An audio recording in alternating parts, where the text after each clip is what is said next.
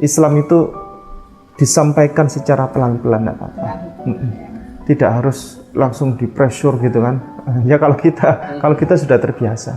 Asyhadu alla ilaha illallah.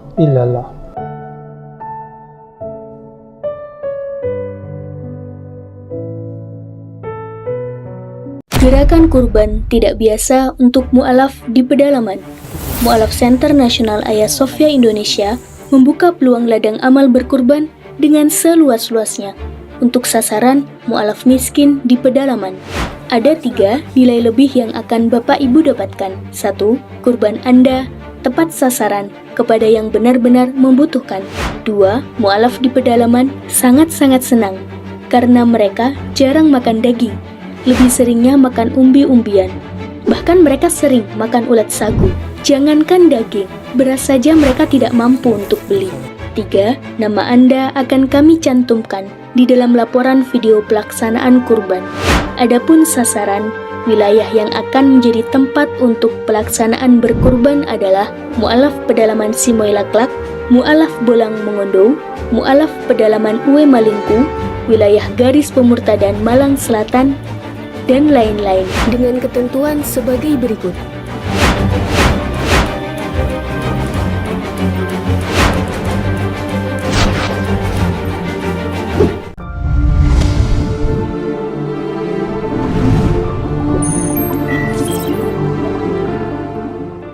Bismillahirrahmanirrahim. Assalamualaikum warahmatullahi wabarakatuh. Sahabat Hagia Sophia yang dirahmati Allah, alhamdulillah pagi ini kita berkumpul untuk acara pensyahadatan yang akan dilakukan oleh insya Allah yang akan menjadi mu'alaf EMES ya, EMES ya. Kemudian ada beberapa di sini saudara-saudara yang akan datang, calon saudara ya.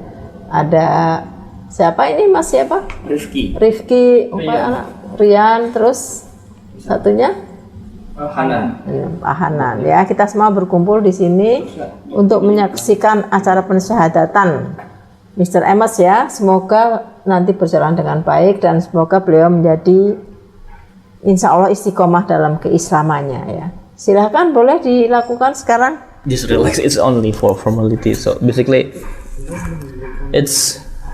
I know it's new for you, like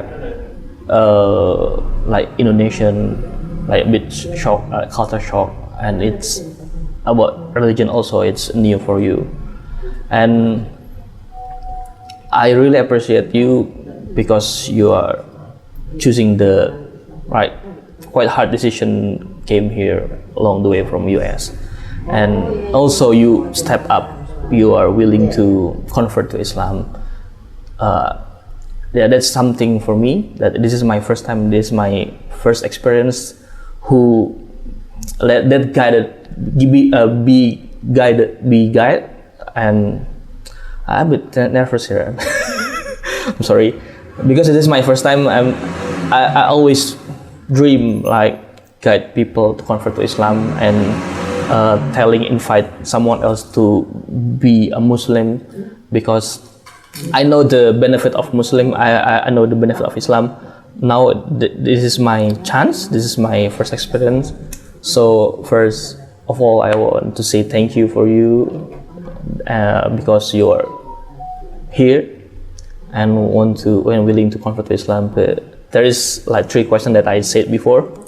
First question, it's like natural question. Just, are you feeling forced by someone else, or maybe Hanan forced you to convert to Islam? Because we are not allowed to force someone to convert to Islam, right?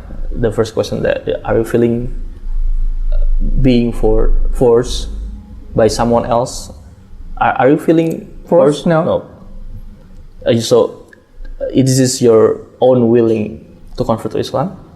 Yeah. And the last question is, do you have any problem if you convert to Islam? I mean, related to your religion.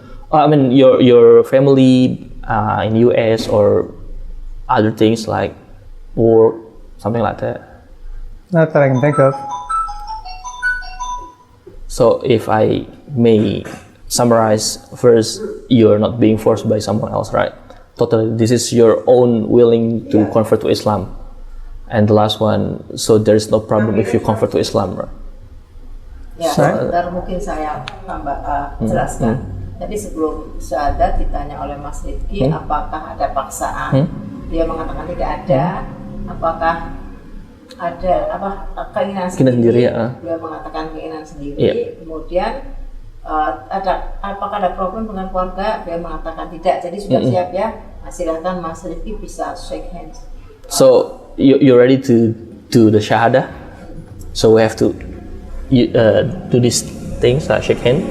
So I have to repeat my own word, like exact the pronouns and everything. Are you ready? Yeah. Ashhadu Ashhadu alla alla ilaha ilaha illallah illallah wa ashhadu wa ashhadu anna anna Muhammadan Muhammadan Rasulullah. Rasulullah. Yeah. I bear witness.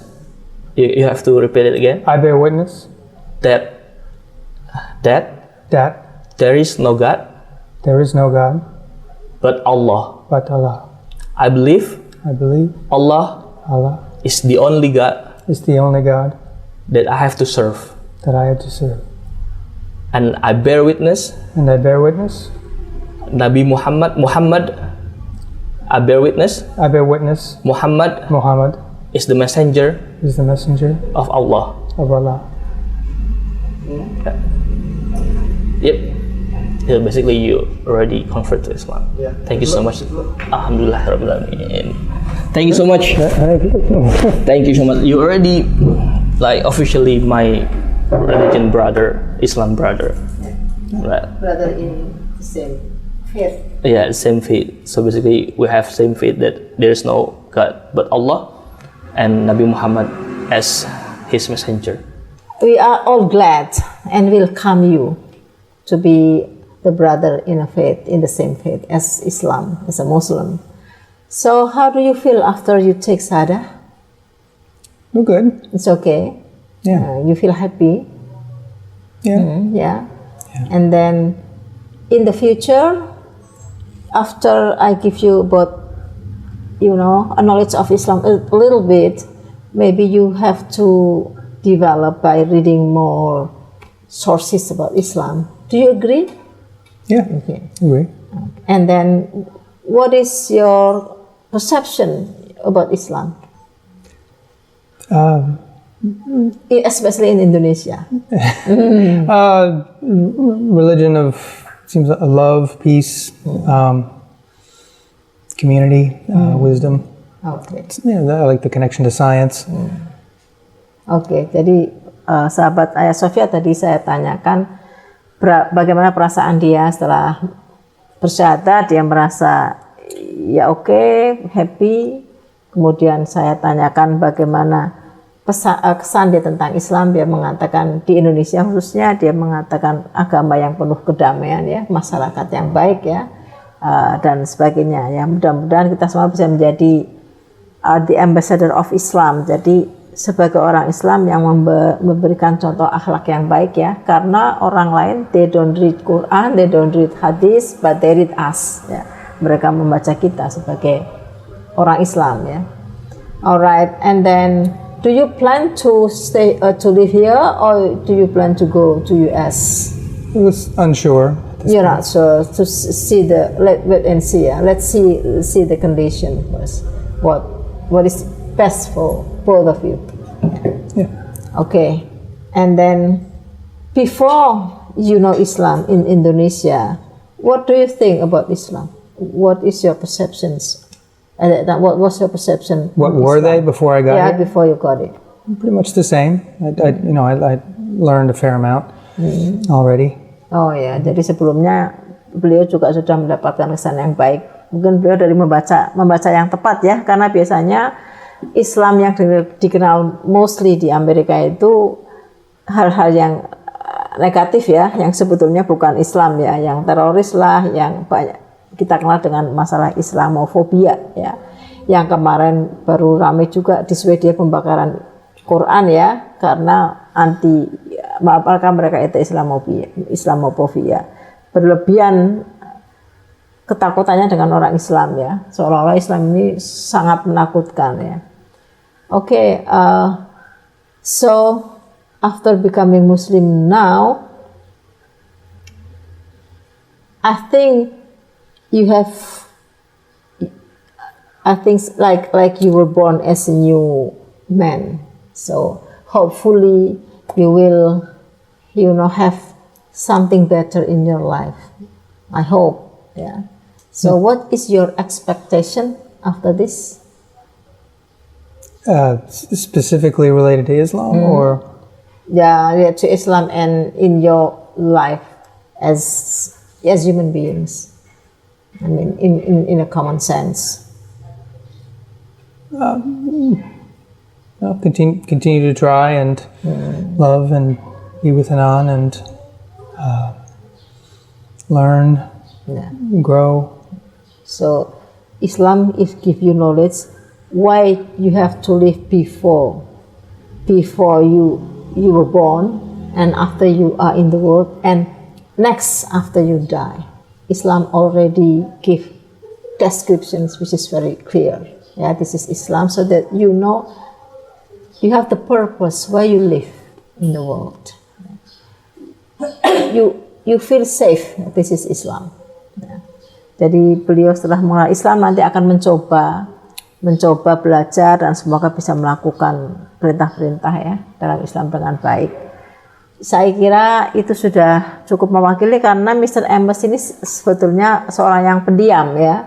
Dia seorang pendiam, karakternya memang pendiam tetapi beliau kalau ditanya akan menjawab. Jadi mungkin karakter orang kan beda-beda ya. Nah, beliau lebih banyak mendengar daripada bercerita ya. Tetapi aku juga mau tanya mewakili. Iya, boleh. Sekarang dari Mas Rifki mewakili. Aku mau.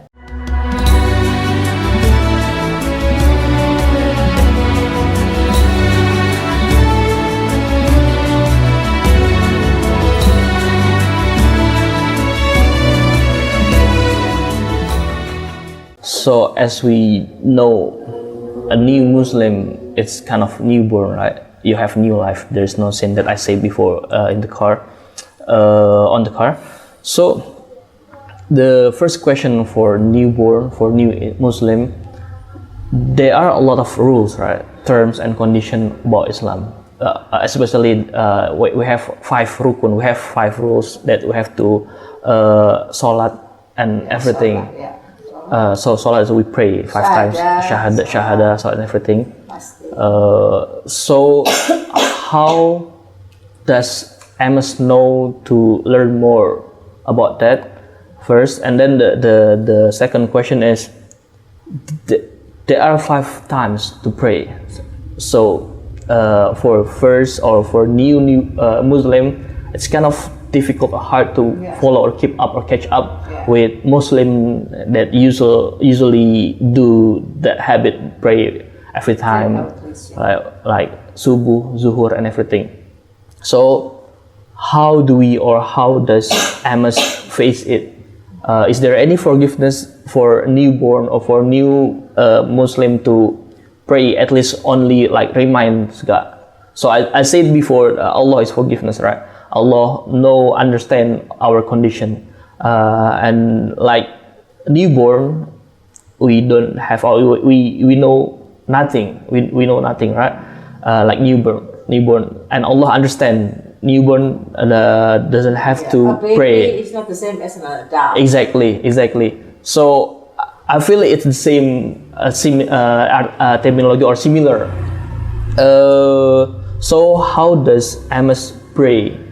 Does he has to pray like us, like 5 times, like doing the rituals, like do this kind of things, like you know what I mean, right? Or just like every time at that time, like subuh, zuhur, asar, maghrib, and isha, just remind God that Allah, this is the subuh times, so I pray for you that I like basically a shahadat and everything, and pray like I hope something good from you. So what is the best option? What is the best rule or action for him to do our routine or our ritual, like pray, sedekah, or maybe sedekah is easy, right? But praying is the most fasting as well, right? This is our real month, right? Our fasting month, Ramadan. Yep. So how does Amos face it, and what we have to do as a brother Muslim, right? So that's this question, right? Yeah. Jadi tadi Mas Rifki menanyakan kesulitan-kesulitan dia ya sebagai newborn Muslim yang tidak pernah mengenal sholat 5 waktu. Tiba-tiba harus sholat, ya kan? Harus puasa 1 bulan. Ini kan memang berat karena seperti adik saya waktu di Inggris, beliau kuliah, dia kan belajar bersama dengan teman-teman berbagai negara, terutama dari Inggris. Kalau winter kan dekat nih antara asar dan duhur, ya kan. Dia sebentar pamit sholat duhur, sholat dulu, terus kumpul lagi, baru 1-2 jam pamit lagi, sholat lagi, terus sampai temannya bertanya, ngapain kamu sholat-sholat? Kenapa Tuhanmu kejam sekali, nggak nyuruh sekalian aja, katanya kan. Jadi mereka heran juga. Jadi ini bisa kita sadari. Ya memang tidak mudah kalau kita mengatakan kita kan biasa itu ya sholat gitu kan. Kayak kalau saya ke Australia kan teman-teman adik saya, even orang Indonesia ya yang Muslim itu kan, tetapi mereka yang memang berangkatnya dari iman yang kurang kuat sih, mereka sudah lupa sholat. Bahwa keluarganya sholat di Indonesia, mereka sudah tidak sholat ya, karena lingkungan mereka itu tidak mendukung. Kalau kita kan ke masjid bisa sebentar, di setiap kantor ada tempat sholat ya. Kalau di sana kan tidak ada. Kalau adik saya mau sholat itu harus nyari tempat. Kalau sekarang di tempatnya sekarang ada prayer room ya, tempat untuk sholat tapi untuk semua agama di situ. Nah memang itu tidak mudah, makanya kalau saya ke Australia saya sempatkan untuk memberikan sekedar syiar dakwah untuk mengingatkan mereka untuk sholat, karena memang sholat ini yang paling berat ya. Enggak cuma Islam loh, Kristen Ortodoks juga 7 kali sehari loh. Jauh lebih berat dari kita. Ya kan, tetapi bukan berarti tidak mungkin. Bukan berarti tidak bisa, karena Allah kan sudah mengukur kadar manusia. Jadi semampu dia, dari awal dia mampu belajar Al-Fatihah dulu, nggak apa-apa. Sambil, karena dia kan nggak ada masjid, sulit ya. Iya. Beda kalau kita ada musola. Jadi mungkin, is there any mosque in close to your house? Is there any mosque? Animals? Mosque. Mosque. Yeah, close mosque. I'm not aware of one in Montpelier. There may be. Ya. Apartemen gitu kayak musola. Oh iya. Ada, memang susah, mesti jauh. Ya kan, maksudnya kita bicara dengan negara yang memang bukan mayoritas Muslim gitu kan.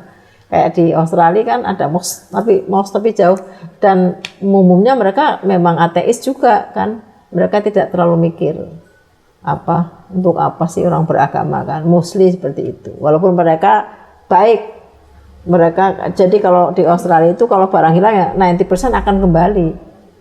Korupsi tidak bisa karena sistemnya bagus ya. Mental mereka tidak untuk korupsi, jadi walaupun berbeda dalam soal itu, tapi dia tetap harus berusaha dari hal yang dia mampu dulu. Ya. Dari belajar dulu Al-Fatihah, jadi dia baca Al-Fatihah terus belajar gerakan yang sederhana, dia lakukan semampu dia bisa, tapi pasti suatu saat dia akan bisa. Karena ini sudah terukur ya. Nah, kembali kepada niat, kemauannya. Jadi mungkin nanti yang akan menjadi istrinya harus memberikan semangat yang baik. Ayo, kita kerjakan step by step, karena kan dia seperti a baby. Dia seperti seorang bayi kan, karena dia converting yang newborn. Nggak bisa kita langsung harus kayak kita yang sudah kecil sudah Islam. Yang sudah Islam dari kecil aja beberapa nggak sholat kan. Dan lingkungan di sana juga memang kurang mendukung kan, masjid mau Jumatan juga entah nanti dia harus cari di mana gitu kan. Nah di sini memang PR berat ya bagi Mbak Hanan, tetapi insya Allah dengan berdoa, berusaha, tapi pasti ada jalan ya, insya Allah. Jadi step by step dia bisa melakukan semampu yang dia bisa dulu ya Mbak Hanan, nanti lama-lama kan menjadi kebiasaan. Itu yang saya kira jawaban dari saya. Berarti untuk pertama kali nggak apa-apa kayak coba dulu latihan. Ya paling enggak kan dia harus baca bacaannya dulu, ya bisa. Atau dia bisa baca di situ ditulis besar-besar sambil gerakan sambil dia baca. Nah, kalau teman saya yang mu'alaf di Indonesia kadang-kadang baca Al-Fatihah dulu, jangan surat yang lain dulu deh, ya kan? Di situ ditulis besar, dia baca dulu sambil nanti setelah itu dia dihafal, dibaca dulu. Nanti ruku dia kan nggak sulit juga, yang prinsip dulu, yang basic dulu. Yang Al-Fatihah kan wajib, bacaan lain kan masih sunnah, yang wajib dulu aja deh. Kalau kita berikan yang ini kasihan dia, nanti berat sekali ini. Karena bagi kita orang Indonesia meskipun kita tidak bisa bahasa Arab, kan kita terbiasa mendengar, telinga kita adzan biasa kita dengar, exposure-nya tinggi. Kalau dia kan tidak. Jadi yang basic dulu aja deh, Al-Fatihah dulu aja. Dia bisa gerakan dulu yang pasti bisa. Puasa dan sebagainya itu nanti dulu berarti ya. Kalau puasa ya dia mampunya seberapa dulu, nah, gitu. Berapa kuat, berapa jam dia dulu kuat. Karena puasa kan dia tahu untuk kesehatan. Pasti dia nanti diberitahu bahwa puasa itu bagus untuk kesehatan kok gitu. Kalau kayak pembelajaran lebih lanjut gitu, kayak misalnya kan ada 5 rukun, 5 rukun iman, rukun Islam gitu. Kayak gitu itu kan sebenarnya technical, praktikal. Nah itu perlu tahu nggak, atau apakah sebenarnya sering berjalannya waktu aja dicari tahu sendiri? Apakah ada center yang emang mungkin kita bisa mungkin sebulan sekali belajar di sana atau gimana? Ya boleh. Beliau mau tinggal di mana rencana? Mungkin Ustaz Depok. Di mana? Depok. Nggak ke Amerika, nggak kembali ke Amerika? Oh, belum tahu sih sebenarnya. Oh, belum tahu. 6 bulan sini di Depok, kalau misalnya ternyata emang dapat pekerjaan akan stay di sini. Iya. Kalau ternyata ada takdir lain gimana, mereka akan ke sana. Oh bagus, kalau sudah di sini paling enggak exposure 6 bulan. Iya. Oke, baik. Bismillah, Assalamualaikum warahmatullahi wabarakatuh. Waalaikumsalam. Ya, terkait bagaimana mu'alaf rule-nya tadi itu tentang memahami rukun Islam, mulai dari syahadat, sholat, puasa, zakat, kemudian haji. Islam itu mudah kan? Mudah dan memudahkan.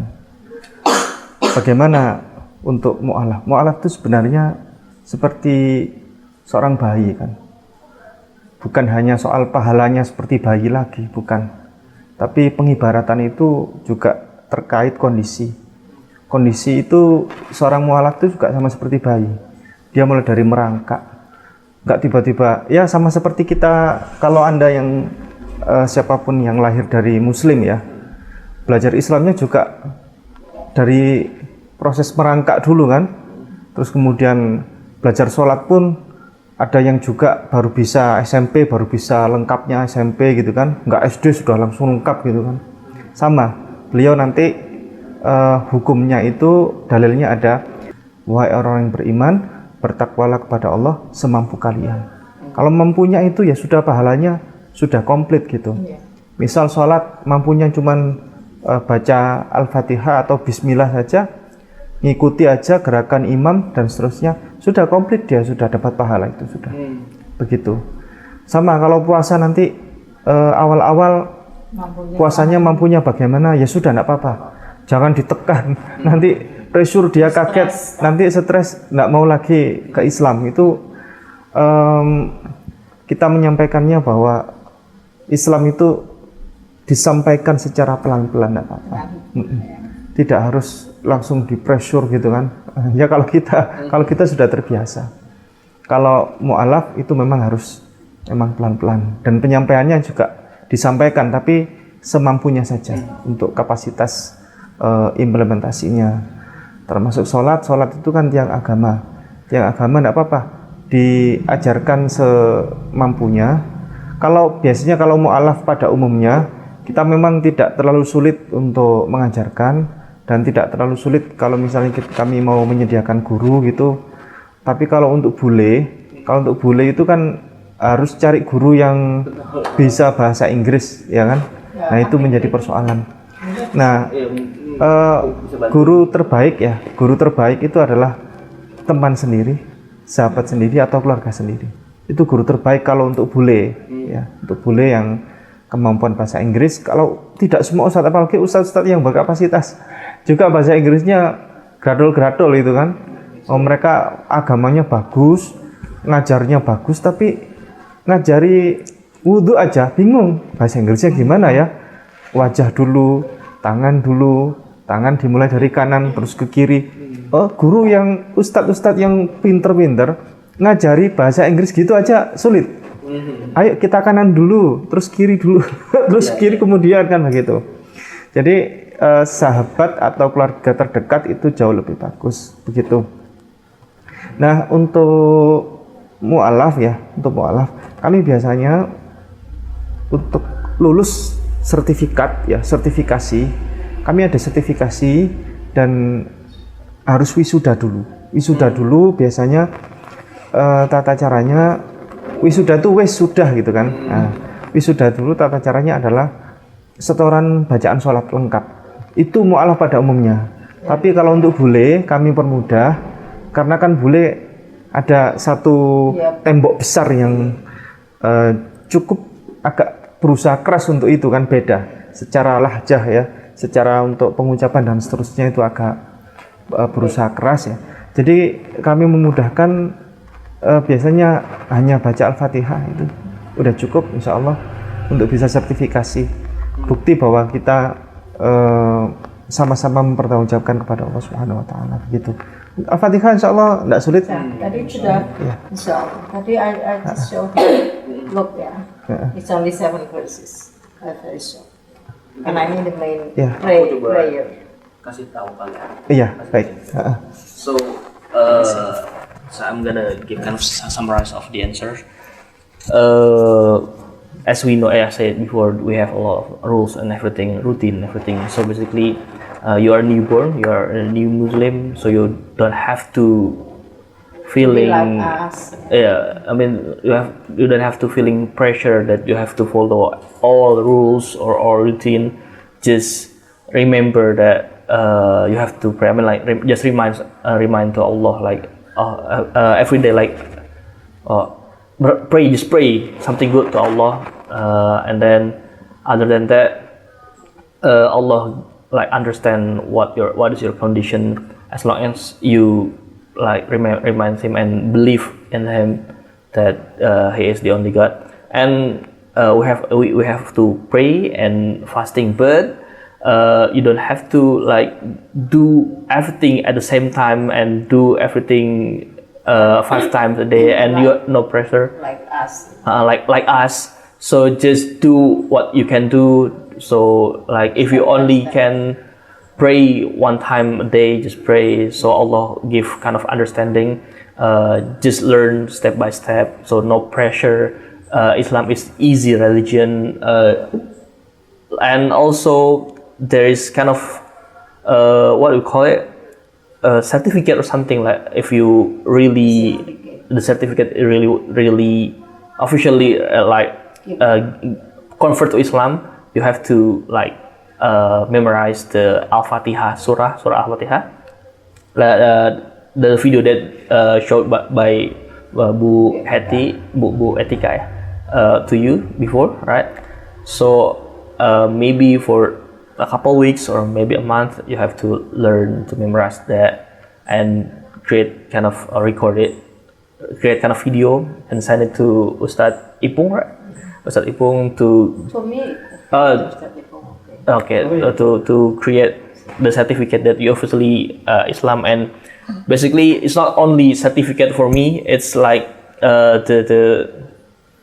the attitude, the action from you that you really want to convert to Islam. So that's the first time that I think the good first step that you can like do or act after like say Shahada. So do you wanna add or put something? Did you get it? So basically, if you want to get the certificate, you need to send a video of you saying Surah Al-Fatihah. That there's Surah from Al-Quran. It's not sing basically, it's like just read. Yeah, it's you reading. So we send the video that you're reading it, and we will get the certificate. So it's gonna, I think it's gonna be easy. Probably. And about the routine, pray, fasting, just do that you can do. I mean, you don't have to pray 5 times a day. Once a day is fine, as long as you trying to learn, practice step by step.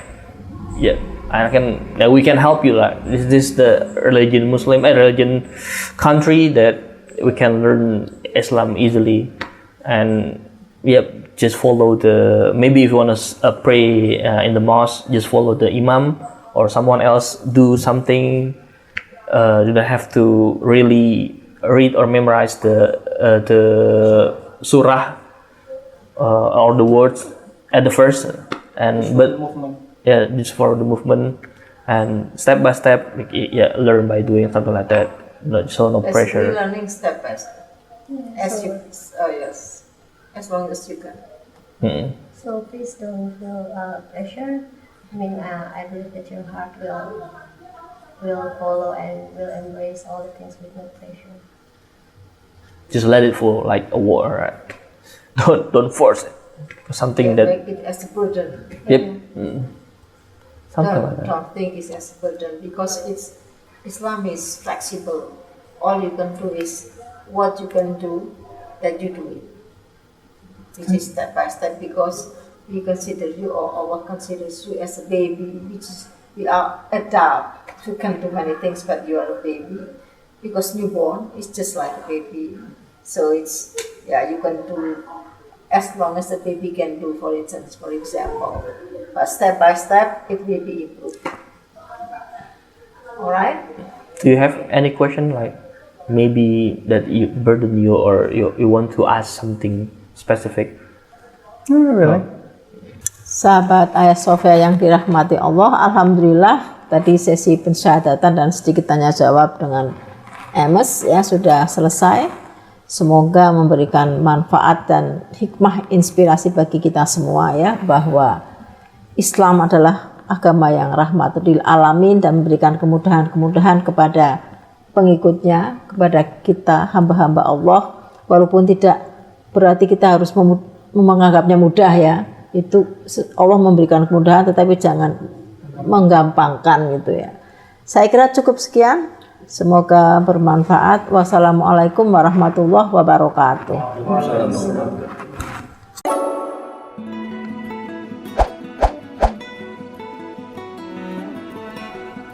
Wah, apa tuh, Pak Ustadz? Parfum Ayah Sofia, aromanya aroma Eropa. Wah, cakep nih, Pak Ustadz. Iya. Dari depannya, packagingnya bagus, di dalam juga tuh. Keren banget. Ayah Sofia Alexandria. Ini izin ya Pak Ustadz ya, saya Boleh. buka ya. Tangan dulu ya.